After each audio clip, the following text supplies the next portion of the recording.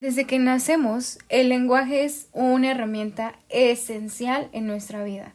Nos permite comunicarnos, expresar ideas y entender el mundo que nos rodea. Pero, ¿alguna vez te has preguntado cómo es que nuestro cerebro procesa el lenguaje? ¿Por qué entendemos el habla sin problemas, aunque las palabras no estén claramente separadas? ¿Y cómo es diferente la comprensión del lenguaje hablado y escrito?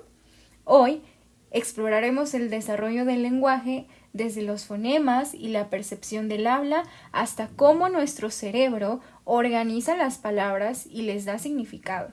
Acompáñame. Las diferencias entre el lenguaje hablado y escrito es que, aunque nosotros hablamos y escribimos con el mismo idioma, la forma en que nuestro cerebro procesa cada uno es muy diferente. Por ejemplo, el lenguaje hablado surge de una manera natural, desde la infancia. Se aprende a través de la interacción social sin necesidad de una enseñanza formal y también se basa en sonidos y entonaciones. En cambio, el lenguaje escrito es una invención cultural más reciente y también requiere aprendizaje estructurado. Utiliza signos visuales como letras y puntuación para organizar la información. Por ejemplo, existen 3 diferencias clave entre el habla y la escritura. El primero es la velocidad de procesamiento. En la lectura controlamos el ritmo. Podemos detenernos, releer o avanzar rápido. En la conversación, el oyente no puede pausar el flujo del habla, por lo que el cerebro debe procesar la información en tiempo real. Otra de las diferencias es la segmentación. En los textos, las palabras están separadas por espacios y signos de puntuación. En el habla no hay pausas claras entre palabras, pero nuestro cerebro aún logra reconocerlas. Otro es la información prosódica.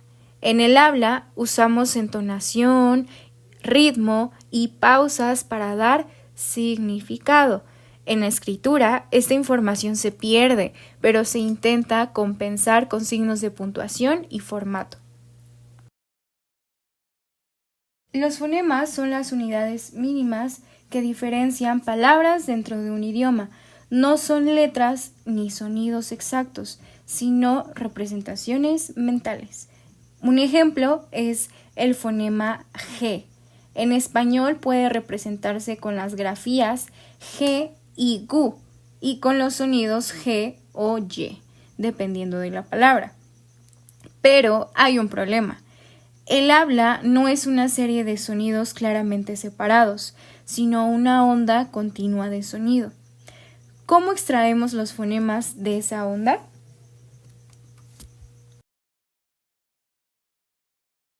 ¿Cómo escuchamos el lenguaje? Cuando alguien habla, lo que realmente está haciendo es emitir ondas de sonidos. Esas ondas viajan por el aire y llegan a nuestros oídos. Nuestro oído las recoge y las manda al cerebro, que tiene la increíble tarea de convertirlas en palabras con significado. Las ondas de sonidos no vienen separadas por palabras claras. Si miramos el audio de una persona hablando, no hay pausas exactas entre palabras. Sin embargo, cuando escuchamos a alguien, nuestro cerebro sí logra separar las palabras sin problema.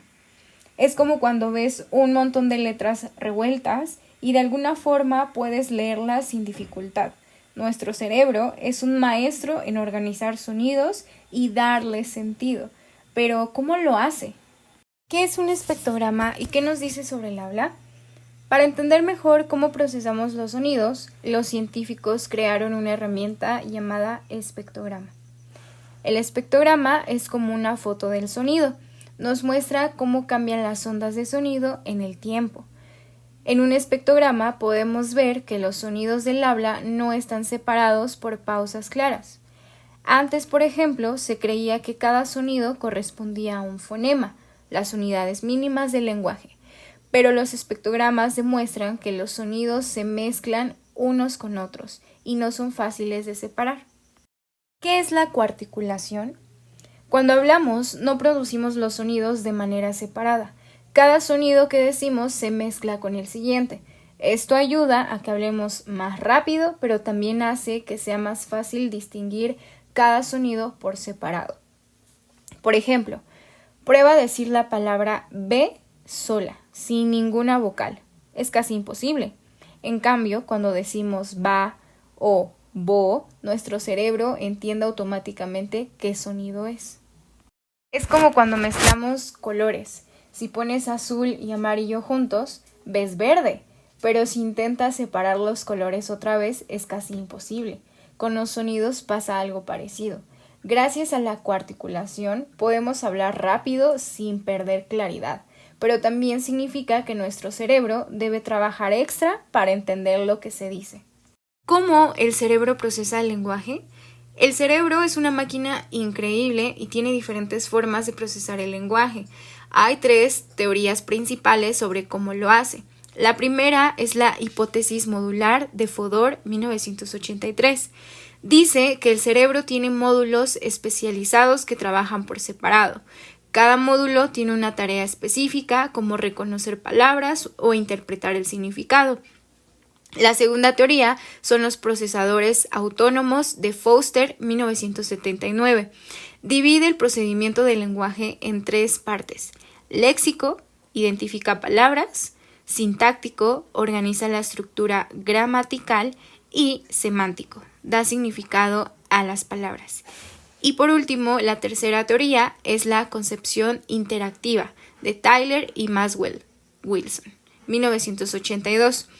Dice que el cerebro no trabaja por módulos separados, sino que todo se conecta e influye mutuamente. Esto explica por qué entendemos palabras dependiendo el contexto.